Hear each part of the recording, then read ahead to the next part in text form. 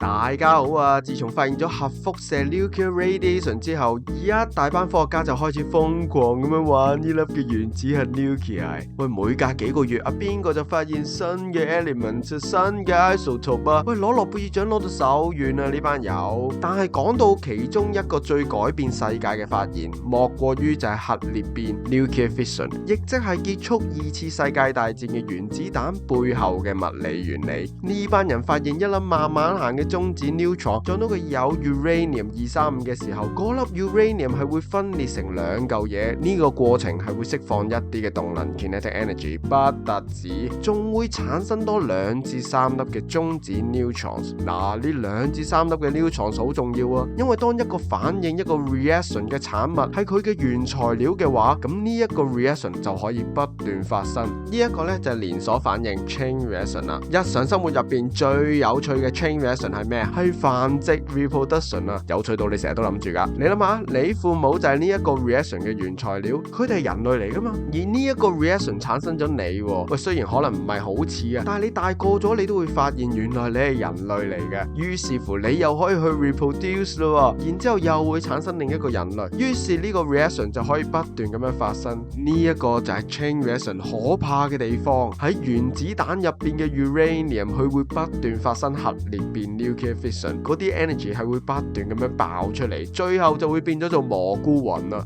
喂，仲喺度蘑菇雲醒啊！喂，個個發夢都可以不斷去繁殖噶，咁得唔得先得噶？我係講緊啊，你要有得 reproduce， 你都要有啲先決條件啊！喂，你唔係一爆出嚟就可以 reproduce 噶嘛？你首先要將自己嗰副尊容啊變成係有人接受個樣先得啊！喂，其次就係你都要出下街噶，咁先有機會遇到其他異性噶嘛？要做到核裂變 nuclear fission 嘅連鎖反應 chain reaction 咧，就要做到呢2個條件。第一個條件就係嗰啲 neutrons 係要容易啲俾人接受先得噶。由 nuclear fission 而嚟嘅 neutrons 係行得好快嘅。喂，你行得咁快就好容易會穿過其他嘅 uranium， 人哋想捉都捉你唔住啊！咁樣冇人會接受你噶，好難先會做到第2次嘅 fission 噶。於是要引發呢個 chain reaction， 我哋就要揾啲嘢去減慢呢啲 neutrons 啦，例如係重水 heavy water， 又或者係石墨 graphite 咁等佢哋行慢啲，就容易啲俾其他 uranium 捉住。嗱，第2個條件呢，就要睇下你有幾多鈾235啦。嗱，大自然入邊嘅 uranium 啊，99.3% 都係鈾238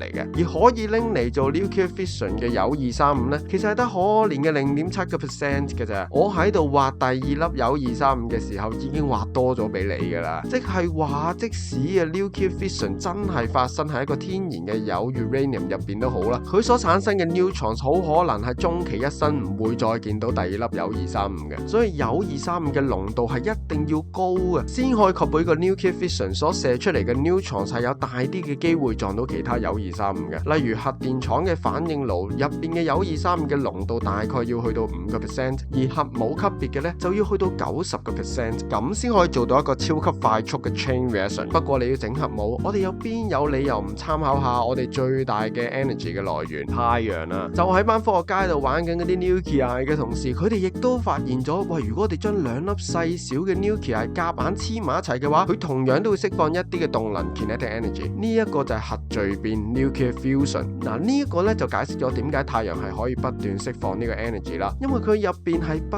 斷有一啲嘅氫 hydrogen 嘅原子核 nuclei 黐埋一齊，變成氦 helium 嘅 nuclei， 不斷去做呢個 nuclear fusion。於是乎嗰啲 energy 咪叭叭聲咁走出嚟咯。不過分開簡單，要一齊就極難啦。同核裂變 nuclear fission 唔同嘅係，核聚變 nuclear fusion 係好難發生嘅，因為核裂變 nuclear fission 要嘅係一粒慢慢行嘅 neutron。喂，點解佢可以慢慢行啊？因為佢係中性 neutral 噶嘛，即係話冇靜電力 electrostatic force 係作用喺佢身上，於是乎佢咪可以慢慢咁樣行去個鈾235個 nucleus 度啦，冇人推開佢嘅。但係如果你將2粒 hydrogen 嘅 nuclei 要擁埋一齊就唔同玩法咯。喂，2粒嘢啊，大家都係帶正電荷 positively charged， 咁即係話佢哋會互相排斥 repel 啦。喂，咁即係話除非佢哋好睇對方唔順眼，好有決心行得極快咁樣撞向對方，咁先會有機會克服到佢哋之間嘅排斥力 repulsive force， 從而有機會黐埋一齊。要2粒嘢行得咁快，即係代表住個原材料要好高溫啦，咁核聚變 nuclear fusion 先有機會發生。例如係喺太陽入邊先容易啲有咁嘅條件。嗱，比起第一代嘅原子彈，再上一個層級嘅氫彈 hydrogen bomb 咧，就係利用到核裂變 nuclear fission 所產生嘅高溫高壓，從而去引發氫彈 hydrogen bomb 入邊嗰啲 hydrogen 嘅核聚變 nuclear fusion， 然後就釋放更強大嘅 energy 啦。嗱，無論 nuclear fusion 定 nuclear fission 定係 reproduction 都好啦，你會見到嘅就係一樣嘢，如果係冇制衡嘅情況底下不斷咁樣發生，遲早係會帶嚟毀滅性嘅後果。所以如果你今日見到一啲朋友，佢哋冇下一代嘅，咁其實佢哋係地球嘅英雄嚟嘅，所以我哋千祈唔好吝嗇對佢哋嘅欣賞，快啲嚟攞錢掉佢哋啦。